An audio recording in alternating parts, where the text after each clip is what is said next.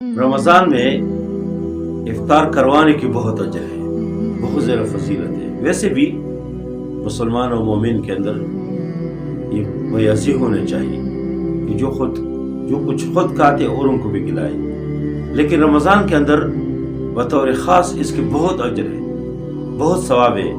نبی کریم صلی اللہ علیہ وسلم نے فرمایا کہ من فطر فیہ صائما، جو آدمی کسی روزدار کے روزہ افطار کروائے تو اس کے لیے دو نعمت ذکر کیا، ایک تو کان لہو مغفرۃ لذنوبہ، ایک اللہ اس کے گناہوں کو معاف کریں گے۔ بہت بڑی بات ہے، ہم تو چاہتے ہیں کہ ہم سب گناہ گار ہیں، ہمارے گناہ معاف ہو جائیں۔ تو جو آدمی کسی کے روزے کو افطار کروائے تو ایک اجر تو اس کے لیے ہے کہ کان لہو مغفرۃ لذنوبہ، اس کے گناہ اللہ معاف کریں گے۔